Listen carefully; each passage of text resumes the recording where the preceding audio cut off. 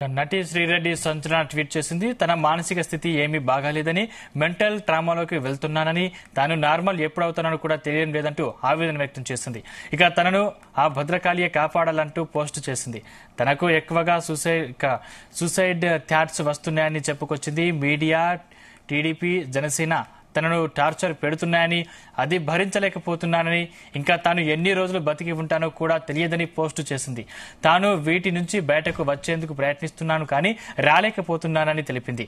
ఈ పరిస్థితిని చూసి చాలా మంది నవ్వుకుంటారని కూడా తెలుసు అంటూ శ్రీరెడ్డి పోస్టు చేసింది. ఇక వైసీపీ కూడా తనను కార్యకర్తగా భావించడం లేదంటూ ఫినిషింగ్ టచ్ ఇచ్చింది శ్రీరెడ్డి.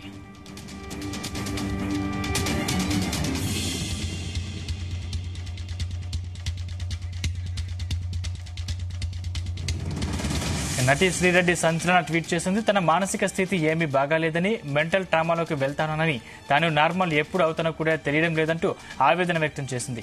ఇక తనను ఆ భద్రకాళియే కాపాడాలంటూ పోస్టు చేసింది. ఇదే అంశానికి సంబంధించిన మరింత పూర్తి సమాచారం మా క్రైమ్ బ్యూరో చీఫ్ రవితేజ అందిస్తారు. రవితేజ, ఆంధ్రప్రదేశ్ లో వైఎస్ఆర్సీపీ ప్రభుత్వం కోల్పోయి కూటమి టీడీపీ ప్రభుత్వం అధికారంలోకి వచ్చిన తర్వాత ఎవరైతే వైసీపీ అధికారంలో ఉన్నప్పుడు ఇష్టానుసారంగా రాజకీయ నాయకులపై విమర్శలు చేస్తూ, రాజకీయ నాయకులని, సినీ నటులని, సీనియర్ నాయకులని టార్గెట్ గా చేస్తూ ఇష్టానుసారంగా నోరు పారేసుకున్నటువంటి వ్యక్తులను ఇప్పుడు అదే కూటమి ప్రభుత్వంలో ఉన్నటువంటి సోషల్ మీడియాలు తమ పాత జ్ఞాపకాలను గుర్తు చేస్తూ వాళ్ళని తీవ్రంగా విమర్శిస్తా ఉన్నారు. వ్యక్తిగతంగా వాళ్ళ పర్సనల్ లైఫ్ లోకి సైతం ఎంటర్ అయ్యి వాళ్ళని ఇష్టానుసారంగా బండబూతులు తిరుగుతూ వారిపైన ట్రోలింగ్ చేస్తా ఉన్నట్టు కూడా గతంలో కూడా శ్రీరెడ్డి అనేక సార్లు తమ ఆవేదన వ్యక్తం చేసింది. ఈ రోజు ఏకంగా తను మెంటల్ డిప్రెషన్ లోకి వెళ్లిపోయాను, ఎందుకు ఈ రకంగా అవుతున్నానో తనకు అర్థం అవ్వట్లేదు, తను నార్మల్ సిచ్యువేషన్ కు వచ్చేటువంటి ప్రయత్నాలు చేస్తా ఉన్నాను,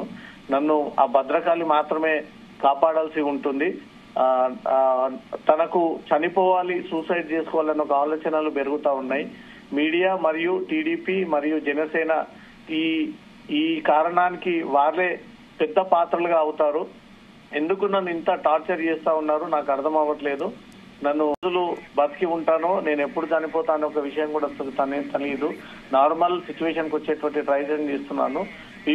జనాలందరూ కూడా నన్ను కామెడీగా, నన్ను ఇవన్నీ కూడా సీరియస్ గా తీసుకోవట్లేదు, నేను నిజంగానే చనిపోతాను అంటూ కూడా శ్రీరెడ్డి పెట్టినటువంటి ఒక ట్వీట్ ఇప్పుడు సంచలనంగా మారింది.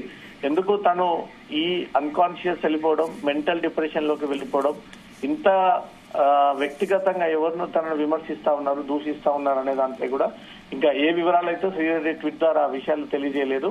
కూటమి ప్రభుత్వం అధికారంలోకి వచ్చిన తర్వాత మాత్రం శ్రీరెడ్డిని విపరీతంగా వ్యక్తిగతంగా తనని దూషిస్తా ఉన్నారు, విమర్శిస్తా ఉన్నారు, బండబూతులు తిరుగుతా ఉన్నారు, తన క్యారెక్టర్లెస్ అమ్మాయి అంటూ కూడా అనేక రకాలుగా తనపై ట్రోలింగ్స్, నెగిటివ్ ట్రోలింగ్స్, షేరింగ్స్ కొనసాగుతా ఉన్నాయంటూ కూడా గతంలో తాను చేసినటువంటి లైవ్ లో కూడా ఈ విషయాలు తెలియజేసింది. ఈ రోజు ఏకంగా తను కంప్లీట్ డిప్రెషన్ లోకి వెళ్ళిపోయాను, నేను ఎప్పుడు చనిపోతానో తెలియదు, తనను భద్రకాళి మాత్రమే కాపాడాలి, టీడీపీ, జనసేన ఈ కారణానికి పెద్ద పాత్రగా నేను అనుకుంటా ఉన్నాను, మీడియా గాని ఇతర రాజకీయ నాయకులు కానీ నన్ను తీవ్రంగా వేధిస్తా ఉన్నారు, నేను ఎప్పుడు చనిపోతాను అని ఎదురు చూస్తా ఉన్నారు, జనాలందరూ కూడా ఇది ఫన్నీ టాపిక్ కిందకి తీసుకుంటా ఉన్నారంటూ కూడా శ్రీరెడ్డి పెట్టినటువంటి ట్వీట్ పై మాత్రం ఇప్పుడు ఏపీ రాజకీయాల్లో తీవ్ర దుమారం రేగుతా ఉంది. ఎవరు శ్రీరెడ్డిని టార్గెట్ గా చేసి ఈ విమర్శలు, ప్రతి విమర్శలు, నెగిటివ్ ట్రోలింగ్స్, షేరింగ్స్ జరుపుతా ఉన్నారనే దానిపై కూడా తను అధికారికంగా ఫిర్యాదు చేస్తే దానిపైన చర్యలు తీసుకునేటువంటి అవకాశం ఉంటుంది. కాబట్టి తను మనోవేదనకు గురై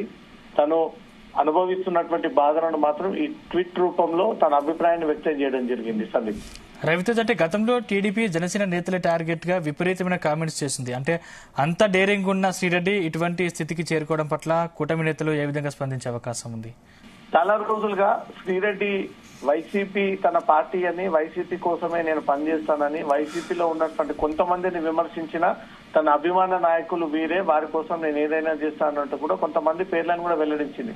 పదే పదే మాజీ ముఖ్యమంత్రి జగన్మోహన్ రెడ్డి పేరును కూడా ప్రస్తావనకు తీసుకొస్తూ జగన్ అంటే తనకి ఇష్టమని, జగన్ రాజకీయాల్లోకి రమ్మంటే వస్తానని, నేను వైసీపీ పార్టీ తరఫున ప్రచారం చేయడానికి సిద్ధంగా ఉన్నాను అనే విషయాన్ని పదే పదే తెలియజేసుకుంటూ వస్తూ ఇతర పార్టీ నాయకులు అంటే టీడీపీ, జనసేన ఇతర ప్రతిపక్షంలో ఉన్నప్పుడు ఆ నాయకులను సైతం టార్గెట్ గా చేసి కొన్ని విమర్శలు చేసినటువంటి విషయాలు అందరికీ తెలిసిందే. ఇప్పుడు అదే కూటమి ప్రభుత్వం అధికారంలోకి వచ్చిన తర్వాత గతంలో శ్రీరెడ్డి వ్యవహరించినటువంటి తీరును కూడా గుర్తు చేస్తూ అప్పుడు అధికారంలో ఉన్నారు కాబట్టి ఆ రకంగా వ్యవహరించారు, ఇప్పుడు అధికారం కోల్పోయారు కాబట్టి ఇప్పుడు మీరు ఏ రకంగా వ్యవహరిస్తారో చూద్దామంటూ కూడా కొంతమంది సోషల్ మీడియా వేదికగా తన ఫోటోలు పెట్టి తన డైలాగులను పెట్టి కొంత ఇన్సల్ట్ చేయడము, కొంత శ్రీరెడ్డి నెగిటివ్ ట్రోలింగ్స్ కి గురి చేస్తా ఉన్నారన్నట్టు కూడా స్పష్టంగా అర్థమవుతుంది. అనేక సార్లు తను పెట్టినటువంటి లైవ్ ద్వారా కూడా తన అభిప్రాయాన్ని వ్యక్తం చేస్తూ వస్తున్నప్పటికీ ఆ వేధింపులు తట్టుకోలేకపోవడము, ఆ వేధింపులు ఇంకా ఆగవని